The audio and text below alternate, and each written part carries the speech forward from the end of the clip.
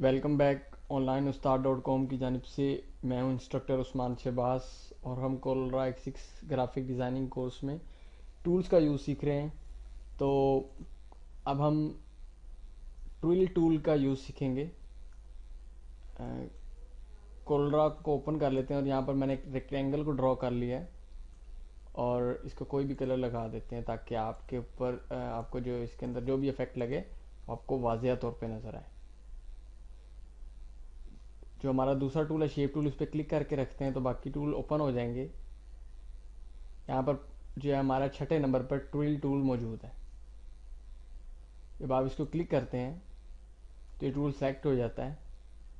दोस्तों, ये shape tool वाले के अंदर हमने जो स्मग ब्रश टूल देखा था, रफन टूल देखा था, स्मीयर टूल देखा था, ये ट्विल टूल है। उसके बाद जो दो टूल हैं, ये सारे टूल ज़्यादातर आउटलाइन पर ही काम करते हैं। तो किसी भी ऑब्जेक्ट की आउटलाइन पे मुख्तलिफ इफेक्ट्स देने के लिए ये टूल यूज़ होते हैं। ये जो ट्विल टूल है ये भी कोलरा X6 और उससे जो बाद में आने वाले वर्जन हैं उनमें ऐड किया गया है। X5 या उससे पुरानों में ये ऐड नहीं था और ये बहुत ही अच्छा टूल है और इसकी मदद से आप काफ़ी खूबसूरत इफेक्ट्स बगैर किसी मेहनत के बना सकते हैं। हम अपने इस रेक्टेंगल ऑब्जेक्ट की किसी किनारे पर आके क्लिक को दबा के रखते हैं तो आप ये देखें इसके अंदर किस तरह रिंग सा इफेक्ट आ रहा है। जितनी देर आप क्लिक को दबा के रखेंगे उतने ज़्यादा जो उसके रिंग हैं वो बनते जाएंगे। ये देखिए सिर्फ एक क्लिक से कितना खूबसूरत इफेक्ट बन रहा है। जितनी देर क्लिक रखेंगे उतनी गहरे और ज़्यादा बनते जाएंगे।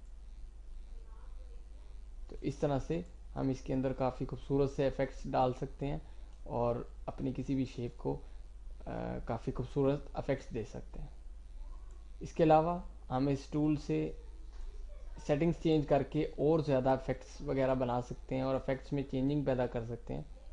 फॉर एग्जांपल हम कंट्रोल Z करते हैं इसको ताकि ये वापस अपनी असली हालत में आ जाए। जो फर्स्ट ऑप्शन बार में ऊपर आपको प्रॉपर्टीज़ नज़र आ रही हैं इस टूल की, वो है निब रेडियस। ये है जो हमारी जो टूल का साइज़ है, इससे हम ये 1 इंच है तो अगर हम यहाँ पे 2 लिख के एंटर करते हैं, अब ये 2 इंच हो गया। टूल का साइज़ बड़ा हो गया तो जाहिर बात है वो बड़े साइज़ में अफेक्ट भी बड़ा बनाएगा। तो वो आपकी रिक्वायरमेंट के मुताबिक है, जैसे आपको बेहतर लगे आप उसका साइज़ एडजस्ट कर सकते हैं। हम वापस इसको 1 इंच कर लेते हैं। उसके बाद नेक्स्ट जो हमारे पास ऑप्शन है वो रेट की है। इसमें 20 हुआ है और इसको आप मैक्सिमम 100 तक कर सकते हैं। ये दरअसल इस टूल के काम करने की स्पीड है। देखिए मैंने इसको 20 से 100 कर दी है। अब हम क्लिक करते हैं तो देखिए कितनी स्पीड के साथ वो वर्किंग कर रहा है और जल्दी से जल्दी स्प्रिंग से बनते जा रहे हैं। उसके अंदर वो इफेक्ट जो है बड़ी तेज़ी से आ रहा है और बहुत ज़्यादा आ रहा है। तो आप इस तरह इसके अंदर उसकी स्पीड को हैंडल कर सकते हैं। हम इसकी स्पीड को 50 कर लेते हैं। 50 लिख के एंटर किया है और अब आप इस पर क्लिक करें तो ये 20 से ज़्यादा और 100 से कम दरमियानी सी स्पीड में चल रहा है। हम वापस इसको 20 कर देंगे तो ये फिर अपनी रियल स्पीड के साथ चलेगा।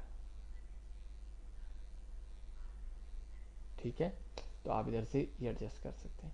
यहाँ पर जो लिखा हुआ है पेन प्रेशर जो है अगर आप इसको सेलेक्ट रखेंगे तो इससे क्या होगा कि ये आपकी जो इफेक्ट है उसके अंदर यानी कि जो प्रेशर है उस इफेक्ट का वो तेज़ रखेगा और उसके अंदर जो इफेक्ट हैं वो और ज़्यादा वाज़े आएंगे।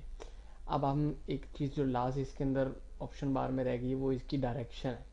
हम इसके ऊपर क्लिक को दबा के रखते हैं तो देखें ये राइट से लेफ़्ट की तरफ घूम रहा है।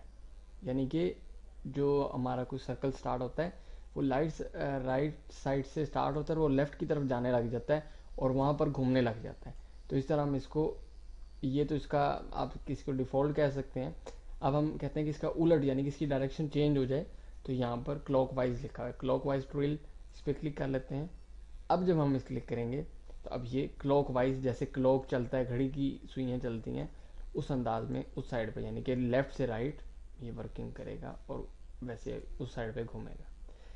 तो इस टूल से आप इस तरह के इफेक्ट्स डाल सकते हैं। एक एग्जांपल हम इसका एक लाइन लगा के उस लाइन पे देख लेते हैं। हमने एक ये सीधी लाइन लगाई हुई है और अब हम इस लाइन के ऊपर आके ऐसे ही इस टूल को दबा के रखते हैं तो आप ये देखें उस लाइन को वो कैसे उसी इफेक्ट में चेंज कर रहा है।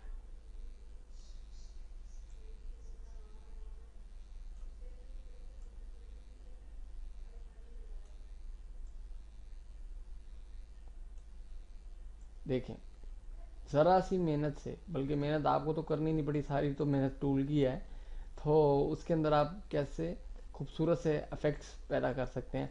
और इस तरह के इफ़ेक्ट्स बना के आप किसी भी फ्रेम के बॉर्डर्स या और किसी भी जगह पर ऐसे डिज़ाइन को यूज़ कर सकते हैं। तो ये था हमारा ट्विल टूल। नेक्स्ट जो हमारे लेक्चर में एट्रैक्ट टूल को हम देखेंगे।